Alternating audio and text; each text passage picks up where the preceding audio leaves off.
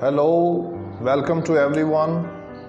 In today's project, I have William Shakespeare and I share with you biographical sketch of William Shakespeare.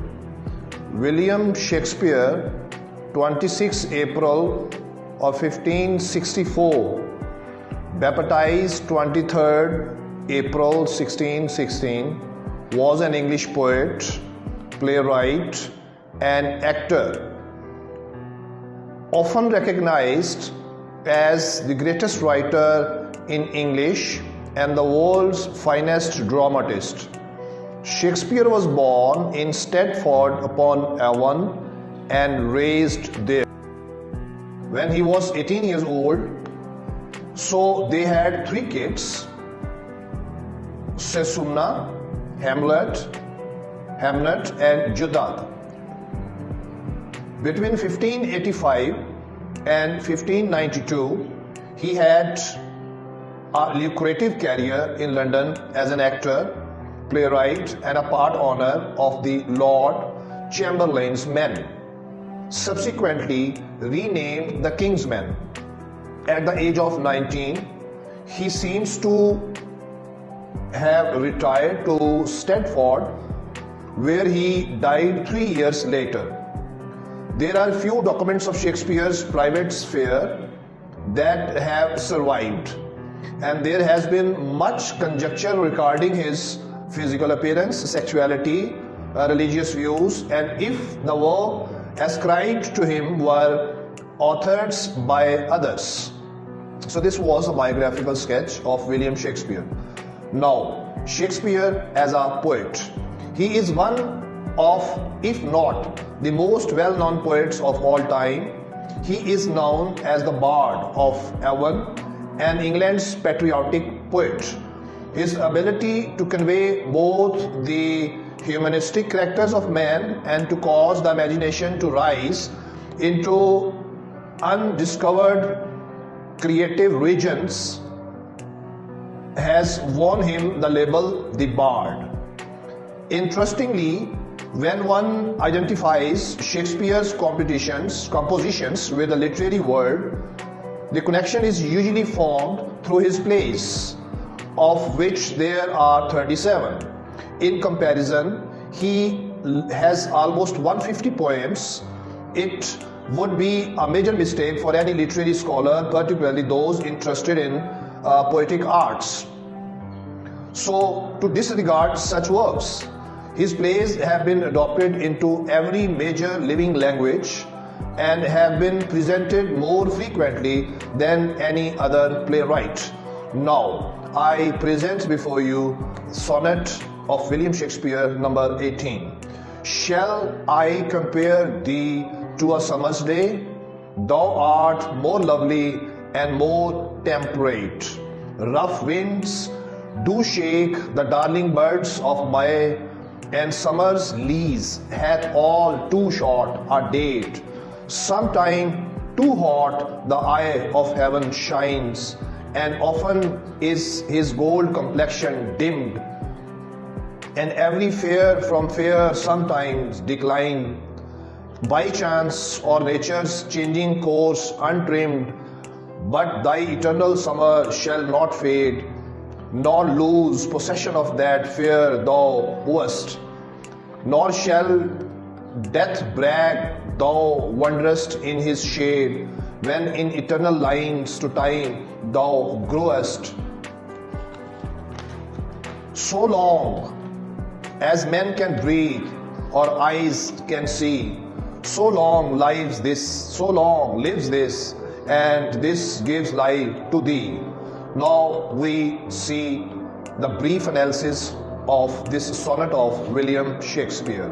Sonnet 18 is a very well and popular of Shakespeare's 154 sonnets.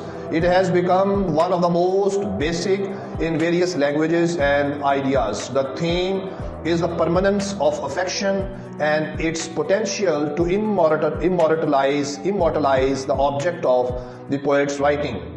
The poet begins his admiration for his loving body, lacking extravagance, but he gradually transforms his friend's vision into that of flawless creature. His companion is originally likened to summertime in the octet, but by the beginning of the third quatrain 9, he has metaphorized into the criterion by which genuine loveliness may and must be measured. The poet's sole response to certain intense delight and grandeur is to guarantee that his body lives on in episodic understanding, free of the forgetfulness that comes with mortality. He accomplishes this through his poem, anticipating that as destiny unfolds, his companions will be one with the passage of time. The last couplet emphasizing the poet's faith that as long as humanity has breath, his poetry will continue on, ensuring the eternity of his inspirations. Now I present before you some of the literary devices used by William Shakespeare in his sonnet number 18. Literary device number 1, extended metaphor are there, personification is there, and rhetorical question are also there. So in this brief analysis, we have Shakespeare's sonnet number 18, Shed I compare thee with summer day. Now we have brief analysis of the next poem or the next sonnet of William Shakespeare, sonnet number 16. So let's see its brief, its text first. Sonnet number 16, text. Let me not to the marriage of true minds admit impediments. Love is not love, which alters when it alteration finds, or bends with the remover to remove, or not. It is an ever fixed mark that looks on tempest and is never shaken. It is the star to every wandering bark, whose worth unknown, although his height be taken, loves not time's fool, though rosy lips and cheeks within his bending sickle's compass come. Love alters not with his brief hours and weeks, but bears it out even to the edge of doom. If this be error and upon me proved, I never writ, nor no man ever loved. Now we see the brief analysis of Shakespeare 16.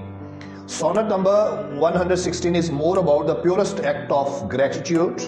The poet extols the virtues of lovers whose voluntarily approach to one another embarks into a romance founded on mutual respect and understanding. The very first 4 elements indicates the poet's continual and powerful delight in love, which will not alter when it finds alterations. The lines that precede promise that real love is a ever fixed mark that will endure any catastrophe. In line number 7, 8, the poet contends that while we quantify love to some extent, we cannot entirely comprehend it.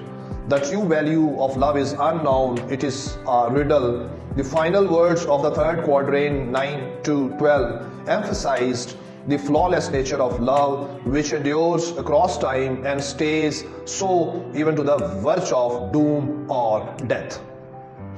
So let us see some literary devices of this sonnet number 116. Alliteration is there, enjambment is there, and consonance is also used by William Shakespeare. Now I share with you the reasoning for selecting these 2 poems. Now my point is, reason to select these 2 poems.